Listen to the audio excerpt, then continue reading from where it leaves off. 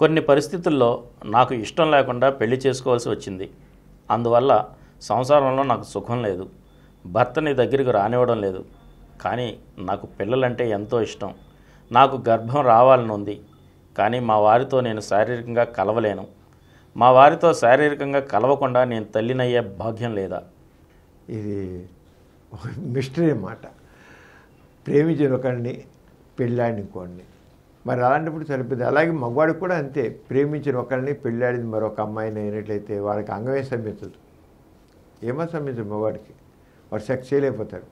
ఎంత ఇంట్రెస్ట్ ఉన్నా ఇది ఉంటుంది. ఆరగా ఈవిడికి ఏంటి, ఆ భర్తతో కలవలేకపోతాడు. మరి ప్రేమించిన ఇంకోటి కదా, బలవంతం మీద పెళ్లి చేసుకుని ఆ ప్రేమించడం వదిలేసేసి ఇంకోటి అమ్మా నాన్నల కోసం ఇంకోటి చేసుకోవాల్సి వచ్చింది.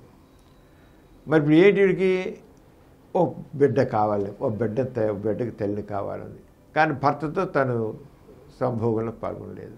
ఎందుకంటే ఏమాత్రం ఆ భర్త మీద మనసు పడలేదు, అంటే సంభోగం చేయలేదు. ఎలాగా మరి అలాంటిప్పుడు ఏం చేయాలి?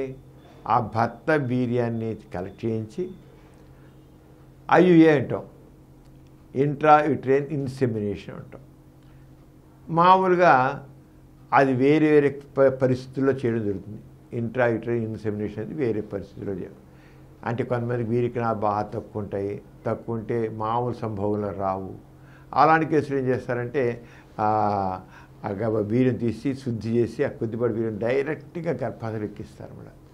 అది మామూలు కండిషన్ వీరికైనా బాగా తక్కువ ఉండేట్లో చేయడం జరుగుతుంది.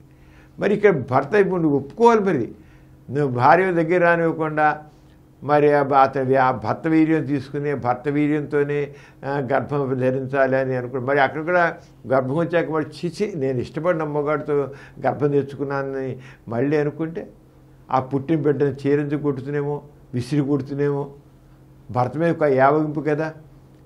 మరి చీచి వీడి పుట్టాడు అనుకోవచ్చు. ఒక పక్క తల్లి కానుంది, కానీ మళ్ళీ ఒక పక్క మళ్ళీ ఈ భర్త చూస్తే అసహ్యం పుట్టేవాడు భర్తని మళ్ళీ కూడా ఎలా, ఇవన్నీ చాలా సైకిల్ అంచేత కావాలంటే ఇష్టం లేకపోతే విడాకులు పుచ్చుకోవడం ఇంకో మార్గం లేదు. పెళ్లి చేసుకుంటే మా ప్రేమించడానికి చేసుకుంటుందో లేదా ఒంటరిగా బతుకుతుందో బతకడం, అంతేగాని ఈ రకమైన సైకాలజీ కరెక్ట్ కాదు. మనసు మార్చుకోవాలి. మార్చుకుని పెళ్లి చేస్తున్నాడు, పెళ్లి చేసుకోకూడదు. మరి ఎందుకు పెళ్లి చేసుకోవాలి?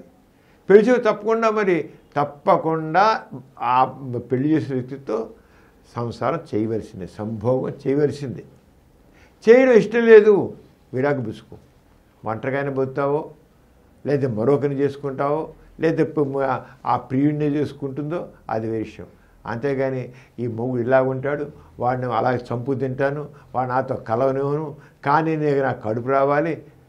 ఇక మరి ఆ కడుపు రావడం అంటే ఇతని వీర్యంతో రావడానికి ఇష్టపడుతున్నా పడదా, లేకపోతే అన్నోన్ పర్సన్ ద్వారా వస్తుందా? ఇవన్నీ చాలా ప్రాబ్లమ్స్ ఉన్నాయి. అన్నోన్ పర్సన్ ద్వారా గర్భించుకుంటే ఈ భర్త ఒప్పుకోవద్దా?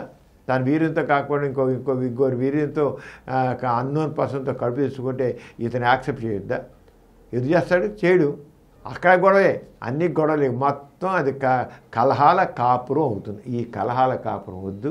వీడి సమస్యకి పరిష్కారం ఏంటంటే శుభ్రంగా తనకి ఇష్టం లేకపోతే నాకు ఇష్టం లేదని చెప్పి విడాకులు పుచ్చుకొని తాను ఒంటరిగా బతుకుతుందో, లేకపోతే తను ఇష్టం వచ్చిన వివరంగా చేసుకుంటుందో, లేకపోతే తను విడాకులు పుచ్చుకొని ఎవరు అన్నోన్ పర్సన్ వీర్యంతో అసలు సంభవం లేకుండానే అన్నోన్ పర్సన్ ఐయుఐ చేయించుకుని గర్భం తెచ్చుకుంటే ఆడు ఇష్టం, ఆడు స్వేచ్ఛ. ప్రతి వాళ్ళకి వాడు స్వేచ్ఛ ఉంది, ఆ స్వేచ్ఛ ప్రకారం చేసుకోవచ్చు. వాడు కడుపు నేను ఈ భర్త మాత్రం వద్దు, నేను అన్నోన్ పర్సన్ ఏదైనా ఇష్టపడతాను నా కడుపు రావడానికి అని అంటే అలాగే చేసుకోండి. కానీ ఈ ఒక భర్తను పెట్టుకుని అతనితో సంభవం చేయకుండా కల్పించుకునేది కరెక్ట్ కాదు. ఈ రకం ఆలోచన ధోరణి రాంగు. అది వస్తే ఉంటే అతనితో కాపురం చేయి, లేకపోతే విడాకులు తీసుకొని నువ్వు జీవితం గడుపు.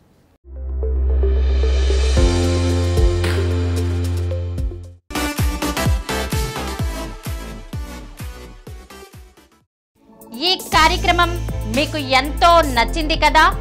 ఇటువంటి మరిన్ని వీడియోల కోసం అనతి కాలంలోనే 20 కోట్ల వ్యూస్ సాధించిన డాక్టర్ సమరం మల్టీ ఛానల్ నెట్వర్క్ సమర్పించు సమరం మీకోసం ఛానల్ కు సబ్స్క్రైబ్ చేయండి, లైక్ చేయండి, మీ ఫ్రెండ్స్ కి షేర్ చేయండి.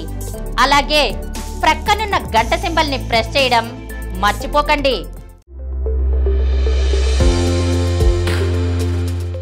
Please download Samaram multi-channel app and watch your favorite channels from your mobile. App available on Google Play Store and subscribe to the channels.